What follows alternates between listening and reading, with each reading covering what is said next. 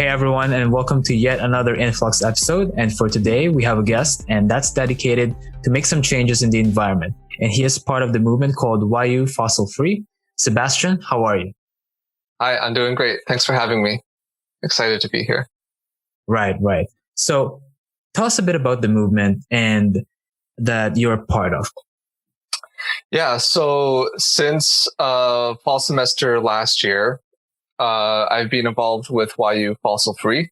And so we're essentially a group of students, faculty, and staff at York University. And we're calling on York to divest and drop all financial investments in fossil fuel companies. So that's from both the University Endowment Fund and the Pension Fund, which we can get into a little bit later. But basically, the main gist is that we see having the university's money be invested in fossil fuels be not really morally the right thing to do, considering the climate crisis and where we're at right now with climate change and the effects we're seeing. You can just turn on the news and you can see the devastating wildfires that are happening. So that's A. And B is there's actually lots of evidence showing that fossil fuels are actually not the best financial investment. And a lot of investors are actually moving away to more stable investments and other types of investments that are more less volatile and are going to be longer term, more beneficial financially. So we're basically just calling on York University to change how they invest and join the other universities in Canada and around the world that have already done that. Right. So when did this whole thing started? So it formed initially in 2019. It's worth noting that a few years ago, there was another divestment campaign run by some graduate students. We're not affiliated with that one. That one kind of dropped off. So we're revamping with a new call for divestment at York University. So this actually started around 2019.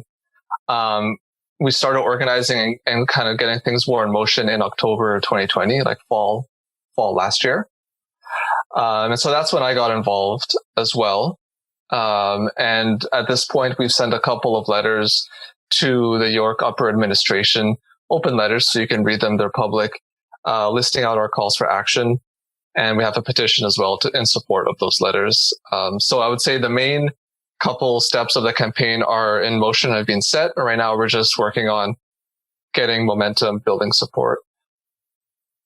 Right. And was York doing anything beforehand, before this whole movement started, or it was completely non-existent at all? Yeah, so it's actually a pretty interesting situation at York in terms of how they have invested in fossil fuels. So what the VP of Finance has told us is that they reduced their fossil fuel investments drastically, and they're sitting at about 2% invested in the fossil fuel industry. So that's coal, gas, and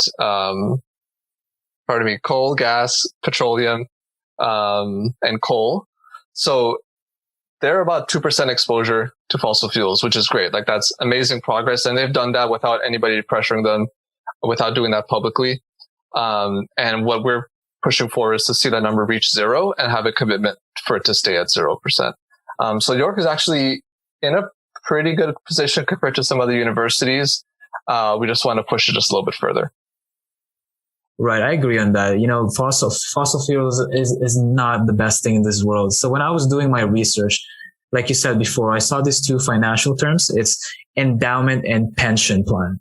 For those of us, and including myself, what do these two have to do with fossil fuels, and how can this be used by big institutions like York University, for example, for the cause that you're advocating for, which is complete divestment away from fossil fuels? Yeah, so I can break down those two funds a little bit. It's something that I've been learning a lot about. Nobody really knows about these investment funds unless you're really interested in finance. Like, you won't really know this stuff, I find. So it's something that requires some digging into. But the endowment fund is at about 600 million, and it goes towards scholarships, research funding, bursaries, and it's funded primarily by donations, from what I understand. The pension fund is a lot larger. It's about 2 billion. And that's, the staff and faculty pensions for everybody who works at York. So in our campaign, we're recognizing that is, it's people's pensions. So we're trying to be sensitive about that. But that said, we do have signatures from QP 3903 and faculty associations supporting our calls for divestment. And it's not just students calling for this. It is staff and faculty as well. But yeah, those are the two funds we're targeting at York, and they're controlled by the Board of Governors in the case of the endowment fund. And in the case of the pension fund, it'd be the pension board of trustees.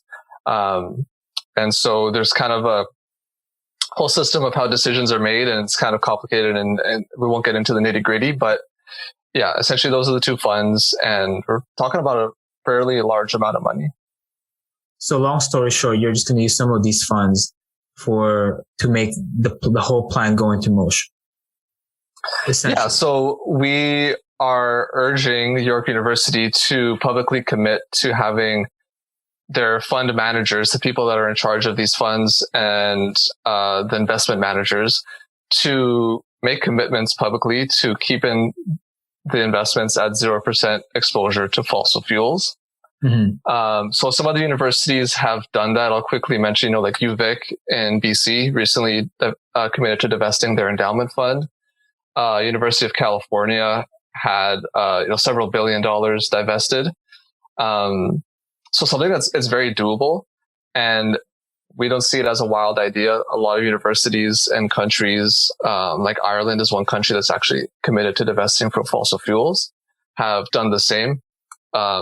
So what we're just calling for is we're just asking the managers of these funds to make it zero. And I think as students, as faculty members, people of your community, we have a say in this. We're trying to raise our voices and get our voices heard.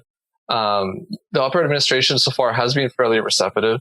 Like we've had some conversations with them, and we're trying to work together with them on this. But yeah, our main goal is really just to get that public commitment for 0% investment in fossil fuels. Sorry. So in other words, we want 100% independency from fossil fuels, completely away from it, right? In the investment portfolios, yeah. So our campaign is specific to the financial side of mm-hmm. Climate change action. You can also talk about, and there are groups at York talking about, on-campus emissions, vehicles, energy production on campus, cooling and heating of the buildings. That's like really important, and that's another part of climate action. For YU Fossil Free specifically, we're just talking about how the university's finances are being invested. Right. Because initially I thought the goal was just to get close enough to 0% to the point that it's, it's somewhat negligible, right? It's like, the changes are not going to be that drastic. There are still some, but it's good that we're actually advocating to be completely away from it. Because like you said, it's harmful for the environment, and climate change is happening and whatnot, right? So mm-hmm. How do we exactly get to 100%? Because I'm thinking that I see it being doable, but it's kind of hard to execute, right? Because when we're thinking of like everyday uses, there are still going to be some things that will have to run on a bit of coal, for example, right? So how do we get to that in your opinion? Yeah. I think and it's a little bit beyond the scope of our campaign specifically, but it is tied to that whole transition, right? Of like our whole society as a planet transitioning off of fossil fuels. Yeah. So first I'll say, like, I think it's worth recognizing how amazing in a lot of ways fossil fuels have been, right? During the Industrial Revolution, they've been such an amazing energy resource to fuel automobiles, all this economic development, development of cities, all this stuff, right? It's a very energy dense resource, and you just burn it, and you get a lot of return for that burning. Now, in terms of transitioning away from fossil fuels, it's not something we can do overnight. But one thing that is true is that, unfortunately, due to decades of inaction and insufficient action from governments and industry, we're getting pushed more and more into a corner where this transition is going to have to happen very rapidly. So we've known about climate change since the 1970s, and the UN has been, having commissions and meetings about this since, the 80s. So it's been several decades where we've known that human activity is affecting the climate, right? Mm. but we're still not seeing the type of transition that we need to see. And just recently, there was a IPCC report. So this is the commission part of the UN that releases research on the climate. So it's a group of climate scientists. Just a couple of days ago, they released their latest report, and it says that, if we're going to meet the Paris agreements of 1.5 to 2 degrees Celsius of warming, that we'll need to have deep reductions in greenhouse gas emissions, and that there's no doubt that human activity is causing the climate crisis, right? So it's kind of something that we have to do. Personally, I don't see very many options other than to transition. Like, it's going to have to happen eventually. Yeah. You might as well do it sooner rather than later. I recognize that, people still use cars for gas. A lot of petroleum is used for a lot of plastic products and clothing and fabrics and just all these kinds of things, right? But it's kind of a chicken or the egg question. Whereas do we reduce production or do we reduce demand? I see it as we should be doing both at the same time. But yeah, one thing that's exciting, and especially for engineering students, I'm sure, is all the wide array of alternatives that we have to fossil fuels, right? Saudi Arabia recently just built its own first wind farm for electricity production. And, Saudi Arabia is a notorious oil producer, right? Right, yeah. They're known for oil. That's how they got rich. They now have 99 wind turbines producing electricity for up to 70,000 homes.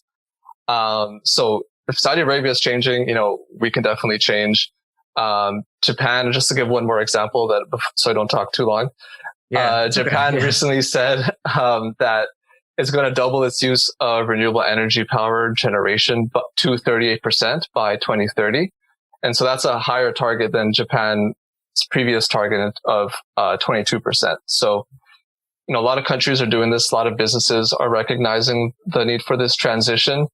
If you think about electric vehicles, almost every major car manufacturer has at least one electric model now. Mm-hmm. And so I think this transition, is happening. We're going to get to 100% independence from fossil fuels eventually. It is a resource that has a defined end date. There is a physical limit to how much oil is on planet Earth. And eventually we will reach peak oil. I don't know when. People can debate about that. But, I think there's an unavoidable expiry date to fossil fuels. And I think the sooner we can make that transition, the better. So, that's what we're working towards. Yeah, I definitely agree with you. It's not something that can happen overnight, right? It's not like 2021 where we were using some bit of oil and then suddenly 2022, we can't use that anymore, right? It has to happen maybe in a gradual process, like you said.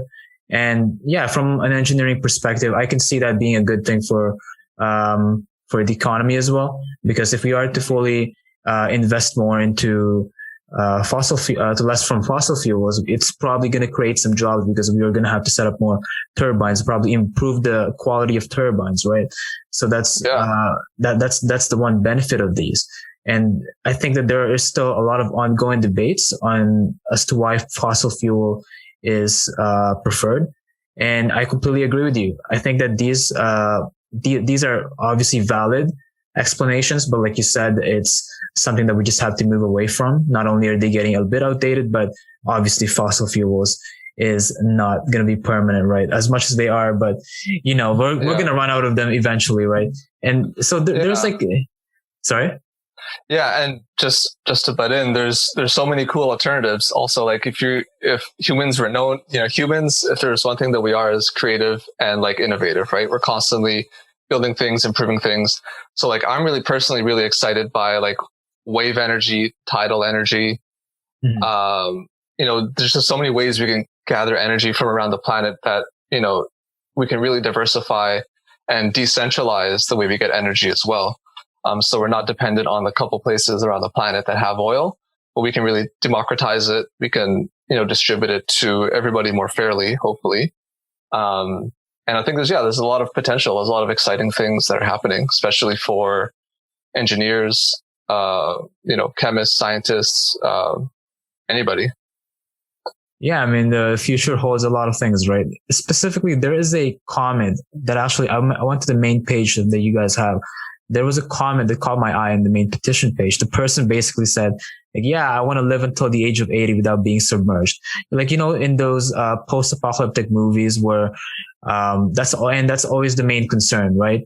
For everyone. We want to live in the future, but we don't want Earth to go against us, right? Yeah. In your case, you say it as creating a climate resilient and just future. What do you make of this? What does this mean? What does climate resilient mean?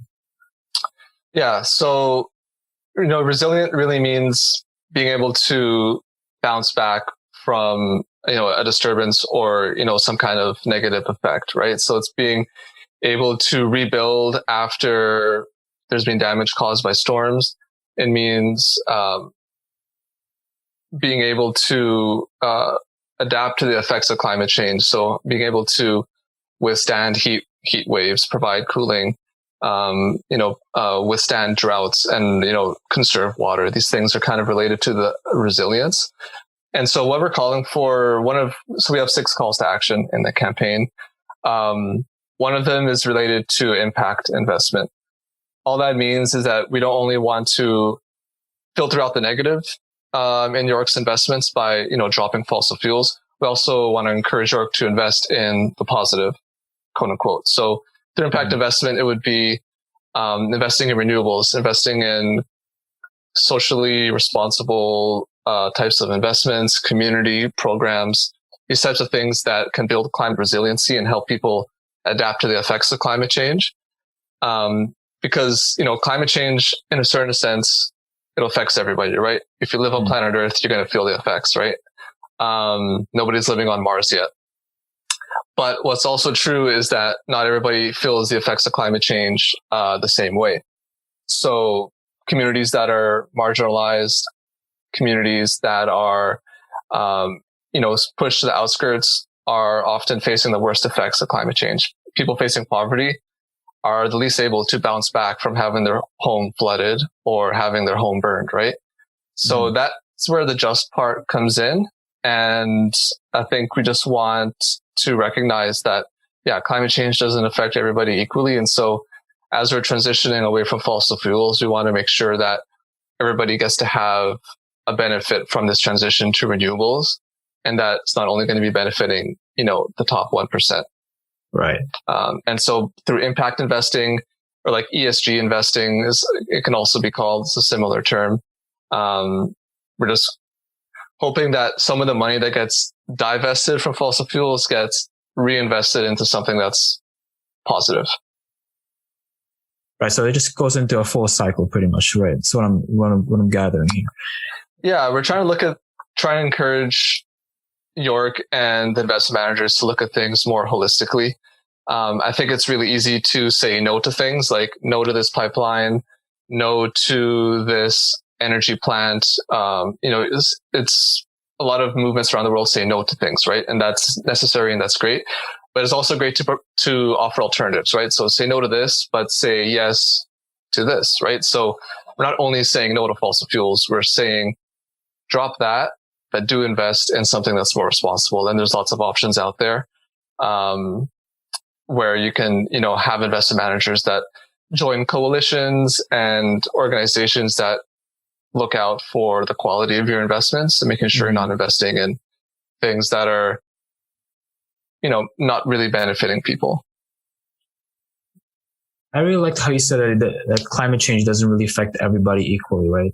And I can agree to that to a certain degree. But more importantly, I think our audience here is mostly students. How will this impact student life or maybe even the faculty? I know for a fact that for us engineering students, I actually read into this. There was a whole, forgot what the name of the motion was, but basically that's the motion that explains why some of the the United Nations SDG goals are incorporated to some of our courses. So I'm not sure if you're aware of the Eng courses. It's mostly like philosophical engineering courses. And we always talk about these. We talk about how to make designs revolving around these. But are there any other examples of how it will impact student life? Maybe does that mean maybe tuition is going to be less now that we're using less oil, or what is it? Is there any speculations maybe? Yeah, it's hard to say. And myself, personally, I'm not like a economics major or economics student, so I don't like, I'm not the best with numbers. Right. But I can say that there is evidence that dropping investments in fossil fuels does not negatively harm investment portfolios and can actually benefit them. So there's one example of a study done by BlackRock Inc. They are the world's largest investment manager, BlackRock, and they did a study a few years ago looking at different companies and institutions that dropped fossil fuel investments and what the effect was on the value of their company, of their investments. And they looked at several dozen from what I remember. And basically the takeaway was that none of these companies or organizations that drop fossil fuels saw negative impacts to their investment portfolio. And some of them actually saw marginal returns. So like it was actually beneficial. And I think long-term speaking, fossil fuels are being seen increasingly more as risky investments. People are constantly opposing fossil fuel projects, pipelines. These projects are being canceled sometimes due to just the amount of controversy around them. And so I think long-term, York would benefit financially from dropping fossil fuels. And how that would impact students and tuition, I'm not sure. I think that would probably be up to the university upper management, admin. But yeah, I mean, the effects of climate change, like I said, affect everybody. Like if you live in a city, Toronto, right? Toronto faces heat waves. Toronto. It was crazy heat wave this week. I don't know if you live around the area. It was crazy heat wave. Yeah, no, I'm living in Vancouver currently. I'll be in Toronto soon. But we had a crazy heat wave this summer as well, where we reached like 40 degrees Celsius. And, in my lifetime living in Vancouver, I've never seen temperatures that high. So, we can feel the effects today, which is kind of scary because I've been interested in environmental issues since high school, since I was very little. And, personally, I never thought that we would see the effects of climate change in my lifetime. I always thought it would be like, oh, my children, my grandchildren, or like maybe by the time like I'm 80 or 90, I would see the effects, but like we're seeing them today already. And, yeah, I think like heat waves would be one example. Yeah, I don't know. I think it's also shocking I think it's also shocking that each year it almost seems that each year the record beforehand is getting broken, right? It's like 2016, this is the new one that was broken last year. The 2017, same thing, new highest. And I think the same thing applies this year for 2021. It broke the highest recorded temperature from 2020. So that is very, very alarming, right? I think when it comes to the effects as well, is that I was thinking that since York has a very large space in front of Very Hill, I don't know how doable this is, but I was just joking around with a friend of mine that maybe they can use that gigantic space in front of Very Hill, where where the geese usually chill by, and maybe put like a large turbine. Like how cool would that be, right? So yeah, and there's so many brilliant people at York that study engineering, or professors, students, grad students, PhD students, undergrads who study energy economics, energy engineering, all these things. I think there's a lot of potential and expertise at York that we can really start creating energy on campus, right? Like wind, solar, increase the efficiency of the buildings through passive cooling, like having maybe controls on windows. So maybe windows can open when the day is cool to like, in the fall and in the spring to cool the building passively instead of requiring AC. And then in the really hot days, close the windows, turn on the AC, when it's needed instead of having it on all the time. Or same with heating, right? Being more precise on how we heat things, how we insulate walls and windows, making sure there's no like heat leaking out of windows and walls. All these types of things are things that we can do. And I think every bit helps, If you are just adding on that as well, I think just because of how the location of York, how it's always out in the open. We can easily invest as well, especially in the summer with some solar panels, right? We can easily, it's such in a good position that it receives so much sunlight that we could use that to our advantage, right? So I think that's a really good thing. Lots of alternatives. And, I'm fairly new to York, but I think it's like a pretty commuter school, right? Where a lot of people commute from other parts of Toronto or from Vaughan or these other places to York, right? So maybe there's a way that we could encourage more sustainable transportation to York. Obviously, the subway line goes there now, but can we encourage more cycling? Can we make it easier to cycle there by providing on-campus bicycle services like maintenance and lockups and things like that? Or can we provide, incentives for carpooling, public transit bus lines, all these sorts of things to kind of get people out of cars? That would be another way that we can support it on campus. I think speaking of carpooling, there's a thing called YU Share in here, but I'm not sure if they exactly invest in that kind of thing as well. It's pretty much Uber, but just around York. But I don't think, wow, that's awesome. I have to check that out. Yeah, but I'm not sure if they use electric cars by any chance, but I swear they were also trying to be environmental friendly at some point. I don't know how they do it, but yeah, YU Shares is one. No pun intended. Yeah. Yeah. So now suppose the whole movement succeeds, right? York now fully divests away from fossil fuel. What happens for the movement? Are you planning to advocate for more, or what does that hold for the future? Yeah, that's a really good question. We're hoping that we continue speaking with the president and the VP of Finance and the upper administration of York, who we've had some contact with so far, and we hope that they're able to make some commitments to impact investing and dropping fossil fuels. We're hoping for that, of course, sooner rather than later. We're hoping for that ASAP because the urgency is there to act. Sometimes the investment campaigns at universities have taken several years and several generations of students, as students leave, the next incoming students take over the campaign. Obviously, we want and we hope for fast and kind of immediate action.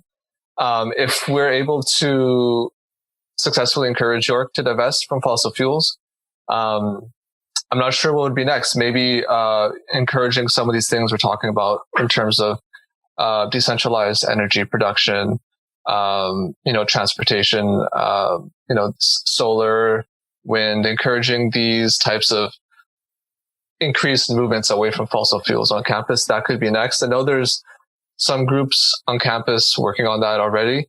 So if we're able to be successful in terms of divestment and have that commitment for keeping it exposure to fossil fuels at zero, then, that's going to be success for our campaign, success for everybody at York who is concerned about climate change and about the future. In terms of what's next, I think working on that on-campus emissions. Yeah, so pretty much the role of a personal advisor for York in terms of environment. Right.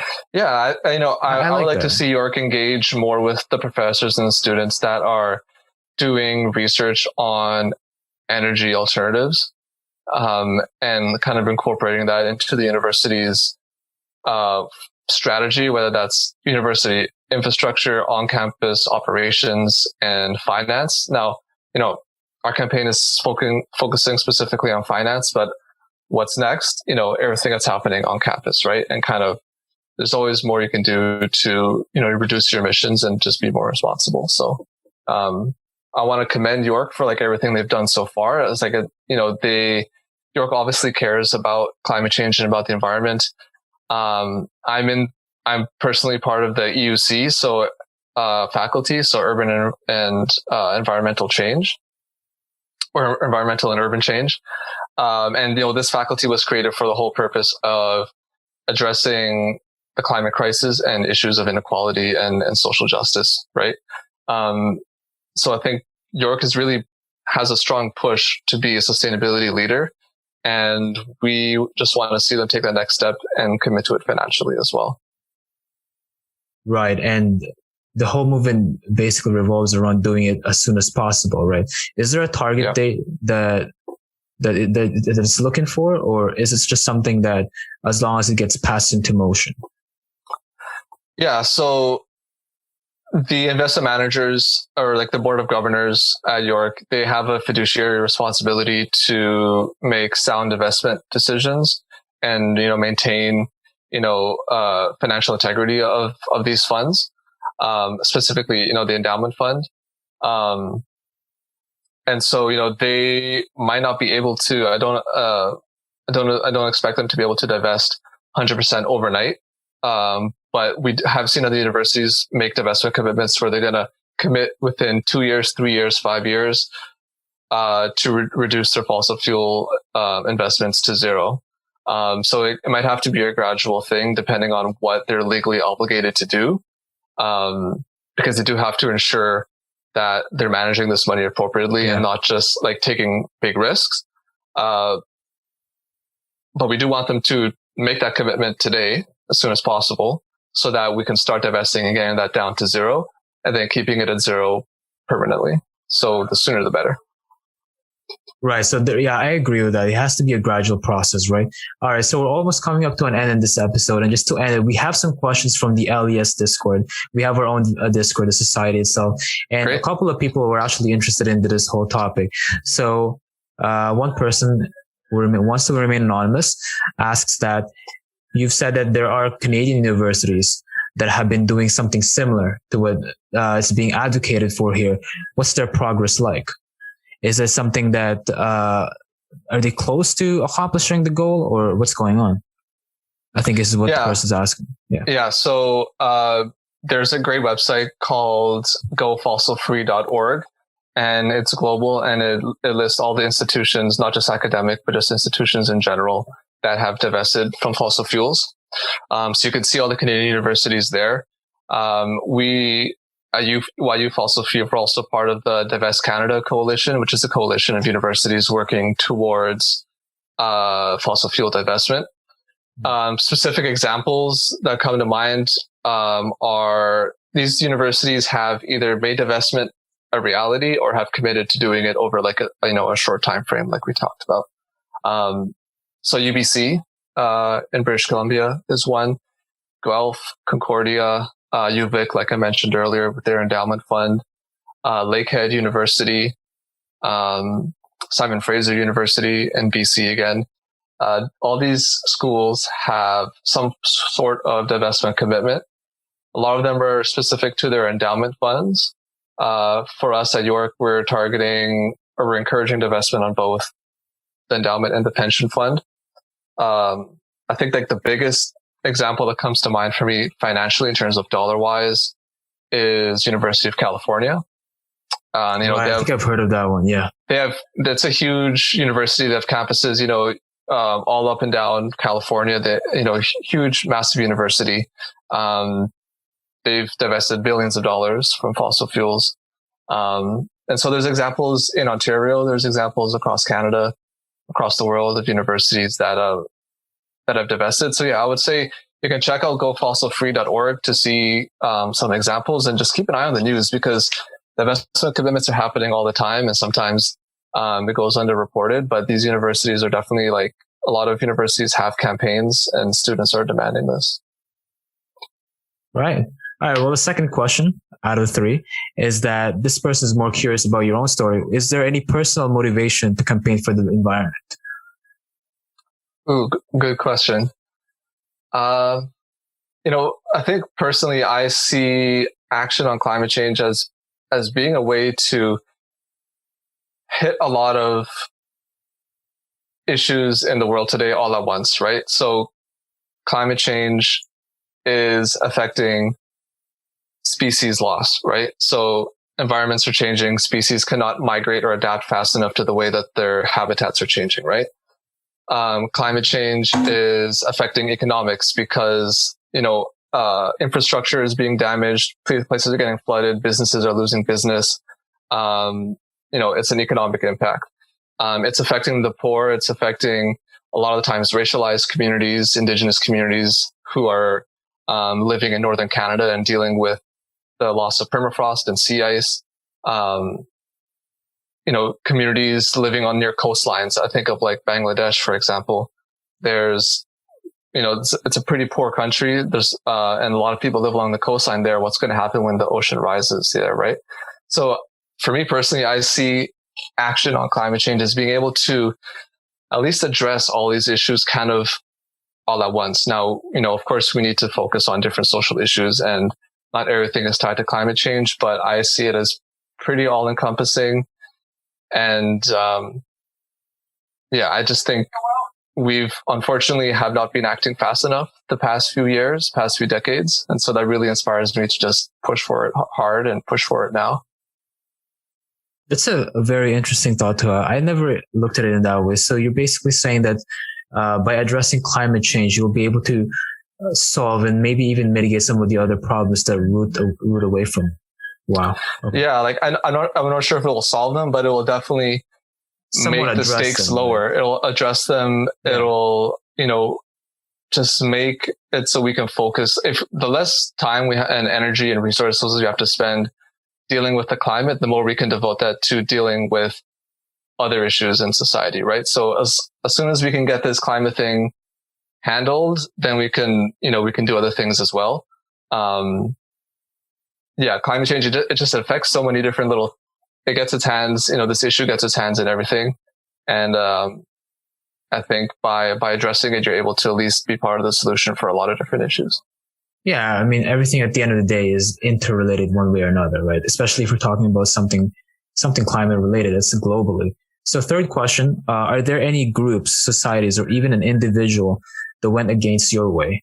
How did you address that, or how will you plan on addressing that? So I'm assuming someone's counteracting and saying and proposing just a casual debate environment saying that, how would you handle that? And how do you plan on, has there ever been an occasion where that happened? Yeah. So, with our campaign at York, we haven't had any resistance yet from students or even from the administration, really. They've been fairly open to discussing these topics with us. And, we're on a friendly kind of working relationship with the upper administration of York at this point, which is great. We've reached out to dozens of student groups at York about passing motions and supporting our campaign. And you can go to our website, yufossilfree.com, and you can see on the homepage all the groups that support divestment. So we're grateful and thankful and lucky that we haven't had, pushback on this, because I think a lot of people recognize that it just makes sense. But there are people who still to this day, deny climate change, right? So I think we're past the point as a society where we're ignoring climate change. I think everybody for the most part accepts that things are happening that didn't happen 5 years ago, 10 years ago, 20 years ago. And so the climate is changing, but there are still people who deny the linkage to fossil fuels, saying that, this is natural. It's part of the Earth's fluctuations in terms of distance with the sun. And the Earth's climate has been changing for millions of years. So that it's changing now. It's not abnormal. And so people kind of fall back on that to deny action on climate change. And all of that is true, right? So the Earth does have Milankovitch cycles, they're called, which affect long-term climate trends on the planet. The proximity to the sun, the shape of the orbit, the amount of ice and the amount of forest that are on the planet. There's a balance of emissions there. And the Earth's climate has been changing for millions of years, right? Nobody's denying that. What's different now with climate change is that our specific emissions of greenhouse gases have been causing the change to be happening faster than anybody expected, faster than has happened in the past. And if you look at, historical trends of carbon dioxide levels in the atmosphere, you can see a graph of spikes where it goes up and down, right? There's these fluctuations on the scale of tens of thousands of years. Every time there's a spike in CO2, there's a spike in global temperatures, right? And right now what we're doing is we're and have been pumping a lot of CO2 into the atmosphere, right? So I get really disheartened when people still deny climate change, because I feel like that is something that should have been settled and has been settled since the 70s, the 80s. The science has been clear. So like personally, I just don't have the energy to debate that topic like with people. Yeah, I mean, I you just have to, all you got to do is just go outside. It's like you're in the Middle East, right? It's not normal to be in that, like that in North America, especially Canada. It's a pretty cold environment. And just think about how much we're burning, right? Like home heating, we're at we're going to be at 8 billion people on planet Earth soon. Everybody driving cars, heating their homes with gas, coal, or oil, right? It's a lot of emissions, and to think that won't have an effect on the planet is kind of crazy to me. So luckily, I think universities, people kind of get it. We understand the science, and so we're lucky that we don't have to, knock on wood, have these type of debates where we're trying to explain that this is a real issue. I think people understand it's a real issue, and we can have debates about how to approach it. I think that's where we want to be at, is we can have disagreements on how to address greenhouse gas emissions. That's fine, as long as we understand the basics of like that this is an issue and humans are causing it. Right. And I hope it stays that way, because this is about the earth and this is about the environment. Hopefully everybody's on the same page saying that, yeah, we want to preserve earth for a couple more, possibly thousands of years, right? We don't want to destroy it too early. Well, there you have it. That's Sebastian for you folks. Sebastian, any parting words? Perhaps you want to plug some other more information? Yeah, thanks everyone for listening. I hope this kind of inspires you to get involved in some way, whether that's just reading more about divestment, getting involved in our campaign. Like I said, you can check out our website, yufossilfree.com. Social media, we're on Facebook, Instagram, and Twitter, yufossilfree. You can hit us up there. If you want to get involved, just shoot us a message or an email. If you want to work on social media, if you want to work on the blog articles, anything you're passionate about, we're looking for people with energy, passion. You can develop some skills that you want to work on by working on this campaign. But yeah, you can just check us out, give us a follow. We also have a petition that is for the Board of Governors and the President Lenton of York. And you can access that petition on our website. It's we're trying to get 1,000 signatures right now, and we're getting close to 500. So we would love if you want to sign that, if you support this campaign. And yeah, just stay in touch. Let us know, what you think. Don't be a stranger. And let's do this. Let's get divestment. Definitely, people, sign that petition. All of those links will be put in the description. All right. Well, that's all we have for today, and we'll see you all next time. Right on. Bye. Thank you.